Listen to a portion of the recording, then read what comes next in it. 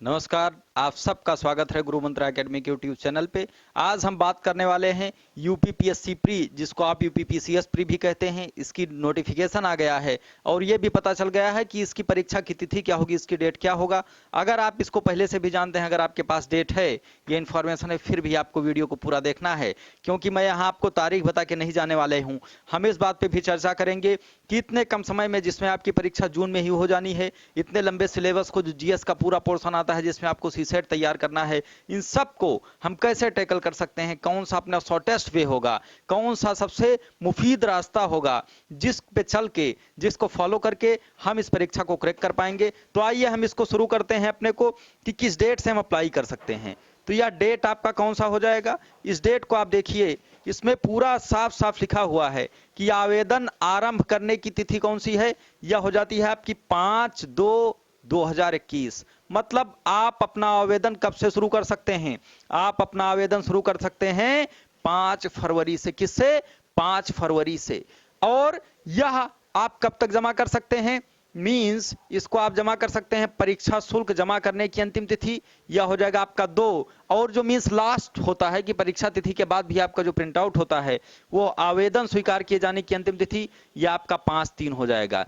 ये रही बात कि कब आपको अप्लाई करना है। ये पूर्णतः ऑनलाइन अप्लाई किया जाएगा। आप ऑनलाइन वेबसाइट पे जाएंगे और इसको अप्लाई कर देंगे। इसके बाद जो हम बात करेंगे, जो चीजें हमको देखना है, वो आ जाएंगी कि किस तरह हम इस परीक्षा को टैकल करें, किस तरह हम इसको मींस यूज करें, किस तरह हम इसको निपटाएं, किस तरह इसको सिलेबस क्या होगा। आपको थोड़ी सी मैं परीक्षा की तिथि बता देता हूं। जो डेट होती है, कौन सी? Date of examination, exam date. आप सब लोगों ने यूपीपीएससी का कैलेंडर देख रखा होगा। यह एग्जाम डेट आपकी हो जाती है 13 जून। वहां पे क्या लिखा हुआ है? 13/6/2021। इस तरह मीन्स फरवरी से लेके और आपके पास जून तक का टाइम है। मीन्स हम मान लें कि आपके पास फेब है, मार्च है, अप्रैल, मई, जून। मीन्स केवल आपके पास कितने महीने हैं? आपके पास मीन्स मुश्किल से 5 महीने हैं। इन 5 महीने में आपको इतना लंबा सिलेबस पढ़ना है कि पूरा जीएस है, जिसमें आपका इतिहास है, जिसमें आपका भूगोल है, एक बेसिक अर्थशास्त्र भी आएगा, आपको जनरल साइंस, जनरल मैथमेटिक्स, सब कुछ पूरा सीसाइड जानना है, आपको कल्चर जानना है, आपको पॉलिटी जाननी है। इतने सारे विषय को आखिरकार आप कैसे हल करेंगे? आप इसको कैसे निपटेंगे? इसके लिए हम बात करते हैं और मैं आपको समझाता हूं कि इसको आप कैसे हल कर सकते हैं। अब ये देखिए, इसमें आपको पहली बात ये जानना है कि ये जो आपका पूरा जीएस है, क्या मीन्स आपका जो जीएस है, यही आपको क्वालिफाई करवाएगा। ये क्या है? ये केवल क्वालिफाइंग है। इसका नंबर आपके सिलेक्शन में नहीं जुड़ने वाला है। इसके बाद सीसेट आता है। ये 2 आपके पेपर्स होंगे। इसको हम कहते हैं पेपर 1। क्या कहते हैं इसको?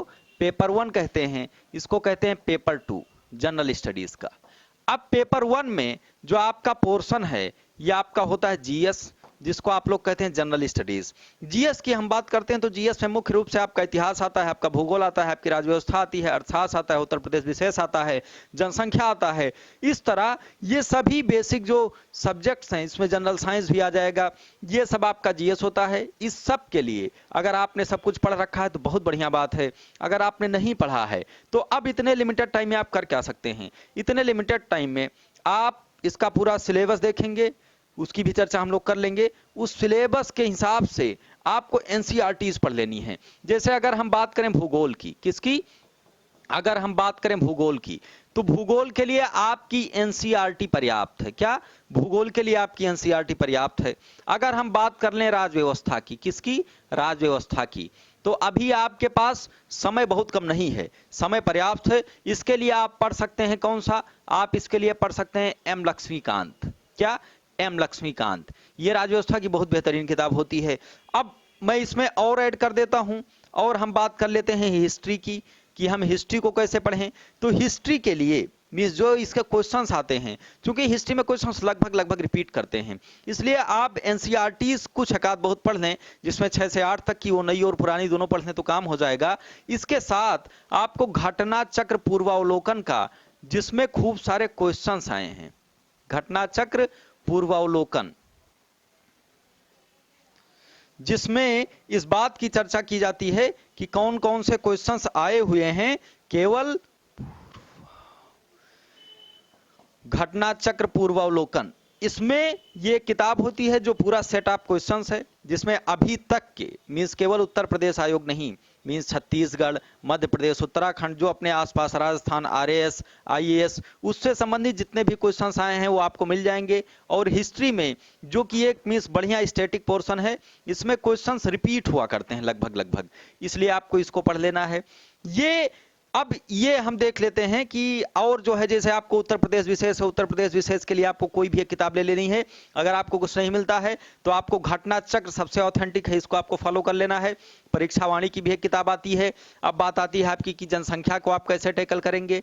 जनसंख्या, तो जनसंख्या के लिए परीक्षा वाणी की एक बहुत पतली सी किताब आती है जिसमें जनसंख्या से संबंधित सारे तथ्य होते हैं, ये आप देख लेंगे। आप देख लेंगे यूपी विशेष, क्या उत्तर प्रदेश विशेष, इसके लिए भी आप एक पतली सी किताब ले लेंगे, वो हो जाएगा। और इन सब के लिए आपको ये जो क्वेश्चंस हैं, ये सेट ऑफ क्वेश्चंस जो क्वेश्चन बैंक होता है, मीन्स इन 5 महीनों में आपको लगभग 4 महीना पढ़ना है और 1 महीना केवल आपको क्वेश्चंस करने हैं, आपको केवल प्रैक्टिस करना है, आपको प्रैक्टिस पेपर्स देने हैं। वही प्री में आपकी परीक्षा का क्या होगा, एकदम रामबाण सूत्र होगा। क्योंकि यहां अगर आप बहुत अच्छा भी करते हैं तो भी कोई बहुत बड़ा गेम होने वाला नहीं है। अगर आप क्वेश्चंस की प्रैक्टिस कर लिए, आपने प्री को क्वालिफाई कर लिया, बहुत ये केवल क्वालिफाइंग है, इसको आप क्वालिफाई कर लीजिए तो आप मेंस देने के लिए हो जाएंगे, आप मेंस एग्जाम देने के काबिल हो जाएंगे। फिर उसमें आपको थोड़ा सा टाइम भी मिलेगा और उस टाइम का प्रयोग करके, उस टाइम को यूटिलाइज करके, आपको जो तथ्य आपने इस प्री की तैयारी के दौरान ग्रहण किया हुआ है,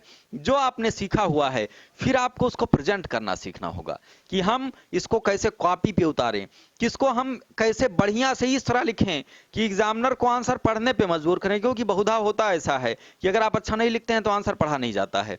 तो मुझे लगता है कि जीएस पेपर 1 जो है आपका, जिसमें आपका जीएस मुख्य रूप से आता है, जैसे अब ये हमने बात कर ली ह्यूमैनिटीज की। अब अगर हम बात करें साइंस की, तो साइंस की अगर आप पढ़ सकते हैं तो एनसीईआरटीज क्लास 10 तक की पढ़ने के बाद आपको यही घटना चक्र पूर्वावलोकन की किताब को फॉलो करना है।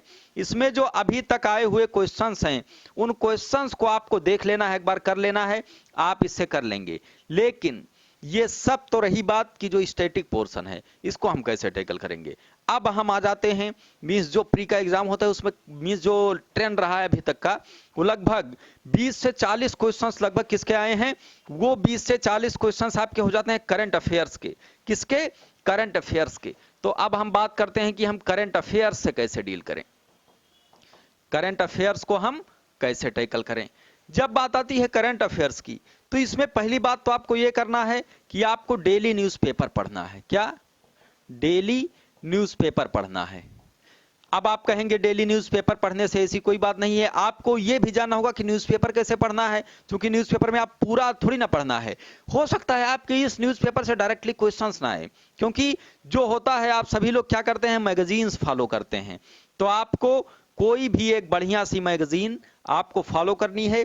मीन्स बहुत सारे अब तो करंट अफेयर की बहुत सारी ऑनलाइन वेबसाइट्स हैं, हम लोग भी करंट प्रोवाइड करते हैं, जो भी आपको अच्छा लगे वहां से जाके आप मदद ले सकते हैं। मीन्स आपको डेली टू डेली तो अपडेट होते ही रहना है, डेली टू डेली आपको अपडेट होते रहना है। इसके साथ साथ ऐसा नहीं है कि जो आज आप पढ़ रहे हैं या किसी दिन पढ़े उसको आप भूलते जा रहे हैं, इसको आपको कंपाइल करना है। और अगर आप खुद कंपाइल कर लेते हैं तो बहुत अच्छा है, अदरवाइज आप मार्केट में आने वाली इन मैगजीन्स का लाभ ले सकते हैं। इन मैगजीन्स को आप पढ़ के और इस परीक्षा को मीन्स निश्चित रूप से आप क्वालिफाई कर देंगे, अगर लगन से और बढ़िया स्ट्रेटजी के साथ आप काम कर रहे हैं, है ना। क्योंकि बहुत सारे लोग आपके आसपास ही दिखते होंगे जो कईयों वर्षों से लगे हैं लेकिन नहीं हुआ। इसका मतलब ये थोड़ी ना है कि मीन्स और ज्यादा टाइम चाहिए, इसका मतलब ये है उनकी जो रणनीति है, उनका जो कार्य है उसमें कहीं चूक हो रही है। ये अगर आप फाइंड आउट कर ले जाते हैं और आपको अपनी रणनीति बनानी है, या किसी ऐसे भी आदमी से आप सलाह ले सकते हैं, विचार ले सकते हैं, या अगर आपके कोई क्वेश्चन हो तो आप हमसे पूछ सकते हैं कि किस तरह कैसे इसमें क्या किया जाए। ये रहा इसका पूरा सिलेबस और हम इसको कैसे टैकल करेंगे।